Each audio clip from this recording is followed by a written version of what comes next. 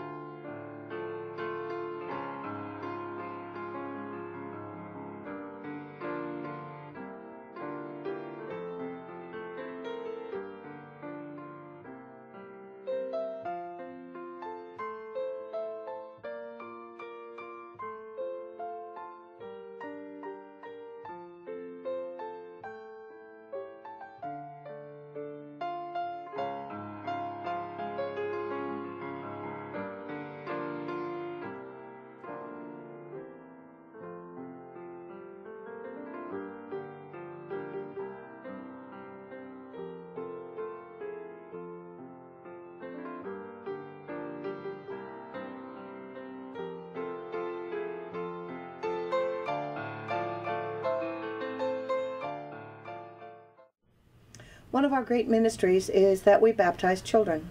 And it doesn't matter what your background is.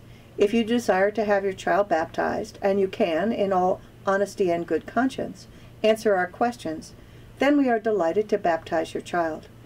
And many times we have had family members and friends come to our church for that baptism and feel that, gosh, I am welcome here. This is a place that I would like to be. So we have had quite a few hearts that have been touched through a baptism and subsequent worship services that are now active members of our church.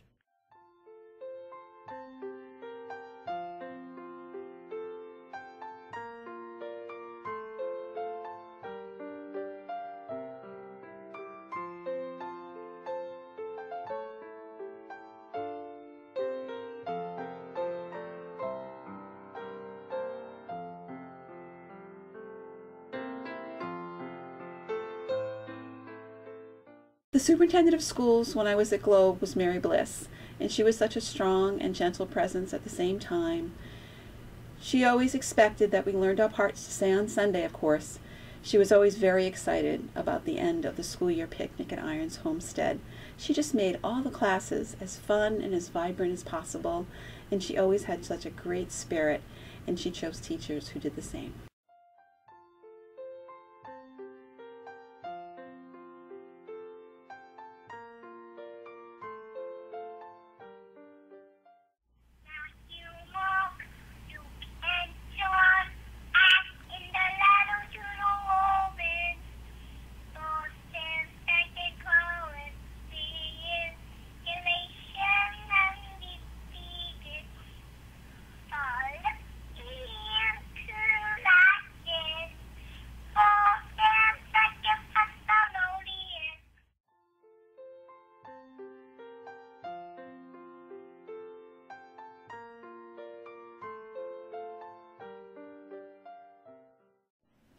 A congregation of 50 or 100 people fed tens of thousands of people in a matter of hours.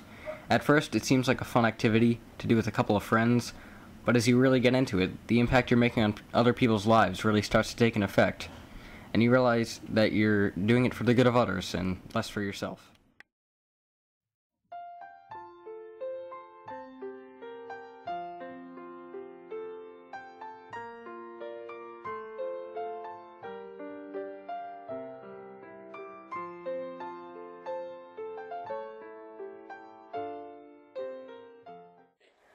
Friday night, and the ladies would come down and they'd help us peel potatoes and all that stuff. It was a nice group. all the vegetables. I mean, he'd raise the turnips, the squash, in his garden at home. He'd bring it down the trail, all of it. And Carl Christensen always came up with about 2 big bushels of cranberries, fresh cranberries that he brought. Oh, gee.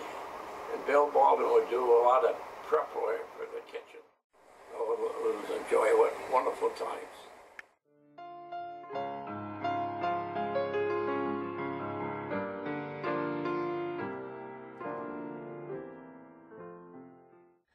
I'll often just sit with a prayer shawl wrapped around me and just feel the warmth of it and the comfort of it.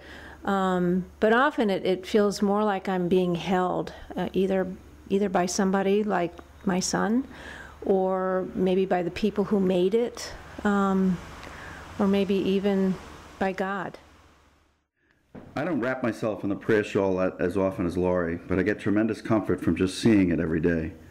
I love telling people the story behind it, because many people did reach out to us during that terrible time, bringing casseroles, desserts, and offers to do whatever they could, drive us somewhere, pick something up, and they were all wonderful, but they were fleeting. The prayer shawl is forever. It's lasting, and it really helps to fill the void of having lost a child.